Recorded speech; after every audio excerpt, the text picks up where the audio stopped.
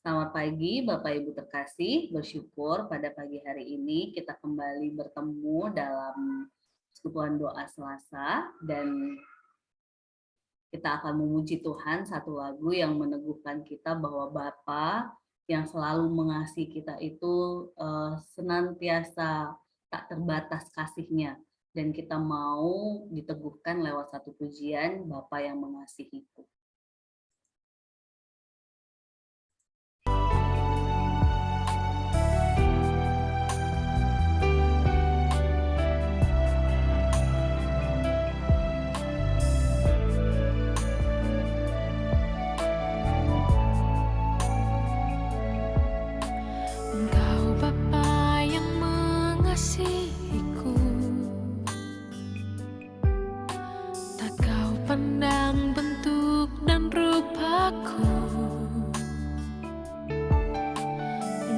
Mengasihiku dengan sepenuh hati, tak pernah sama seperti dunia ini.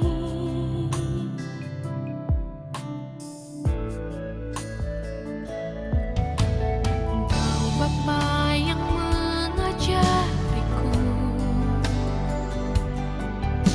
melewati badai langit biru.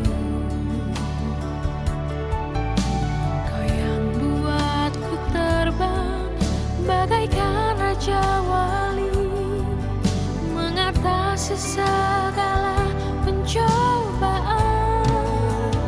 Kau Bapa-Ku yang baik, mengerti bahasa tetesan air mata, tak Kau biarkan ku berjalan sendirian, sebab Kau Bapa-Ku yang baik.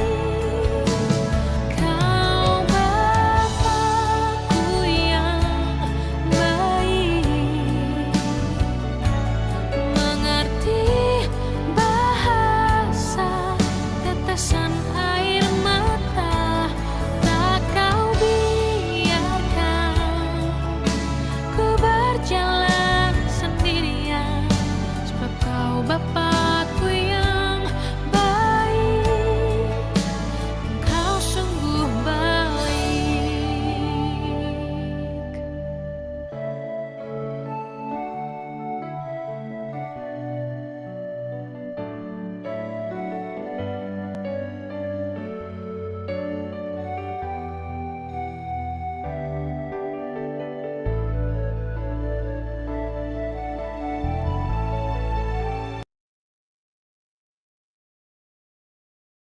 Monggo Bu Erina. Belum di-unmute Ibu. Udah? Oke, mari kita berdoa. Tuhan Yesus, pada pagi hari ini, terima kasih sudah Kau kumpulkan kami di tempat ini, di tempat virtual ini ya Tuhan. Terima kasih juga bahwa pagi ini tidak terlalu cerah tapi tidak juga hujan. Kami juga berdoa untuk teman-teman yang mungkin belum bisa hadir pada kesempatan pagi ini karena sesuatu hal. Tuhan, kami juga berharap semuanya berjalan dengan lancar sesuai dengan kehendak-Mu. Kami juga berdoa untuk Ibu Aban yang melayani firman ini dengan sepenuh hati. Berkatilah juga semuanya, kami serahkan ini kepada-Mu Tuhan, karena Engkau yang tahu apa yang akan kami minta, apa yang akan kami ini kepada Tuhan. Karena kami percaya Tuhan pasti mendengar dan Tuhan juga Maha mengetahui semua ini berasal dari Engkau ya Tuhan. Terima kasih Tuhan. Sekali lagi kami berdoa untuk semua sesuatu yang mungkin kami tidak minta satu persatu, tapi kami tahu Engkau akan memberikannya yang terbaik untuk kami. Terima kasih Tuhan. Dalam nama Tuhan Yesus kami sudah berdoa dan mengucap syukur. Amin. Amin. Terima kasih Bu Erina. Bapak Ibu terkasih, oh ada Bu Puji, pagi Bu Puji. Pagi Bapak, Bu Erina dan semuanya. Pagi ini kita akan merenungkan firman Tuhan yang menjadi dasar kita bersekutu doa pagi hari ini. Terambil dari 1 Korintus pasal 1 ayatnya yang ke-4 sampai 17.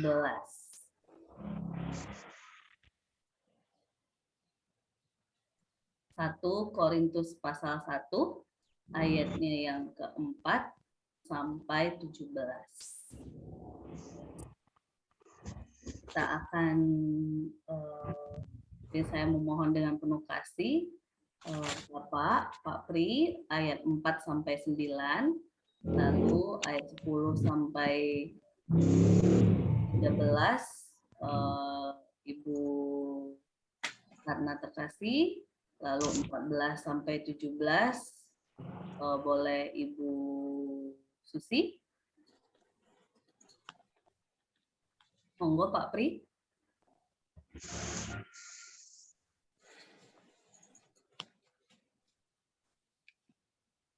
Belum di-unmute tampaknya Bapak. Ya. Selamat pagi Ibu-ibu semuanya. Bacaan firman Tuhan pagi ini diambil dari 1 Korintus 1 ayat 4 sampai dengan 17. Saya bacakan dari ayat 4 sampai dengan ayat 9 demikian. Ucapan syukur. Aku senantiasa mengucap syukur kepada Allahku karena kamu atas kasih karunia Allah yang dianugerahkannya kepada kamu dalam Kristus Yesus. Sebab di dalam Dia kamu telah menjadi kaya dalam segala hal, dalam segala macam perkataan dan segala macam pengetahuan, sesuai dengan kesaksian tentang Kristus yang telah diteguhkan di antara kamu. Demikianlah kamu tidak kekurangan dalam suatu karunia pun, sementara kamu menantikan pernyataan Tuhan kita Yesus Kristus. Ia juga akan meneguhkan kamu sampai kepada kesudahannya, sehingga kamu tak bercacat pada hari Tuhan kita Yesus Kristus. Allah yang memanggil kamu kepada persekutuan dengan anak-anaknya Yesus Kristus, Tuhan kita, adalah setia. Melanjutkan ayat yang ke-10.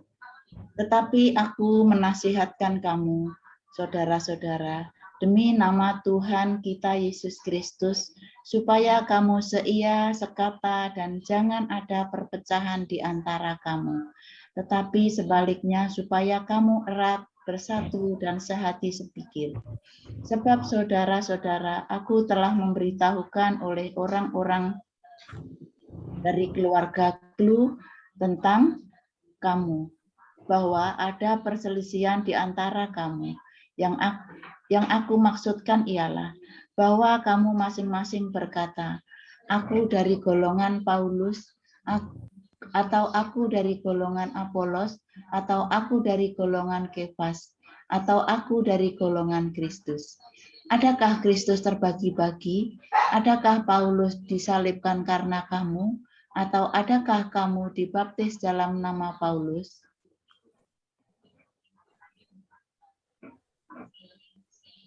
Aku mengucap syukur bahwa tidak ada seorang pun juga di antara kamu yang aku baptis selain Krispus dan Gaius. Sehingga tidak ada orang yang dapat mengatakan bahwa kamu dibaptis dalam namaku. Juga keluarga Stefanus, aku yang membaptisnya. Kecuali mereka aku tidak tahu. Entahkah ada lagi orang yang aku baptis. Sebab Kristus mengutus aku bukan untuk membaptis, tetapi untuk memberitakan Injil. Dan itu pun bukan dengan hikmat perkataan, supaya salib Kristus jangan menjadi sia-sia. Ya, yang berbahagia adalah setiap kita yang membaca dan merenungkan firman Tuhan dalam kehidupan kita sehari-hari. Jemaat yang dikasih Tuhan, kita pasti sering sekali jatuh pada pemahaman ketika kita sangat ngefans pada seseorang, terus atau terlalu fanatik begitu ya dalam sebuah kepemimpinan seseorang dan sebagainya, yang mungkin paling relevan dengan kondisi negara ketika itu berbicara presiden. Kalau berbicara di dalam konteks terdekat kita, Kota Depok. Kalau mau lebih dekat lagi mungkin dengan kita, bisa jadi di gereja begitu ya. Kalau lebih dekat lagi dengan kita lagi, lebih erat mungkin di keluarga kita. Yang barangkali di keluarga pun kadang kita sering sekali jatuh pada bahwa orang ini yang paling oke, paling teladan, paling benar gitu ya. Nah, ternyata hari ini kita diteguhkan dan diingatkan untuk hati-hati dengan pendewaan terhadap seseorang begitu ya, mengagungkan seseorang terlepas apapun konteksnya pribadi ini begitu ya, sehingga kalau kita jatuh pada mendewakan seseorang, mengagungkan seseorang berlebihan, itu bisa menjadi sebuah perpecahan. Itulah yang dialami oleh jemaat di Korintus, sehingga di awal dalam pasal 1 Korintus kita ini Paulus sedang menasihati jemaat dengan suasana kekeluargaan, karena di awal kita lihat Paulus memakai kata aku mengucap syukur, gitu ya. Lalu tapi di ayat 10-nya dia lalu masuk ke dalam nasihatnya untuk meneguhkan bahwa sehati sepikirlah dalam Kristus, bahwa mereka bukan milik golongan si A yang memimpin mereka, yang membaptis mereka, golongan B yang bukan gitu ya, atau mereka mengagungkan ini atau bukan, tetapi siapapun yang memimpin mereka termasuk dirinya sendiri, itu bukan kami yang memimpin. Bahasa sederhananya seperti itu. Paulus ingin memberitahu bahwa yang memimpin kita semua adalah Kristus.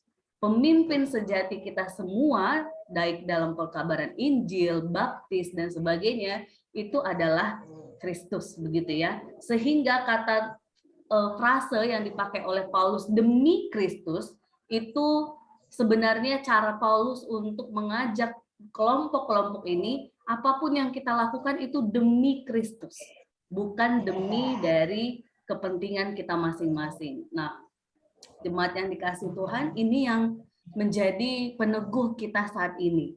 Berbicara tentang pemimpin yang sejati itu adalah Kristus, ini kaitannya dengan tema besar kita kemarin minggu.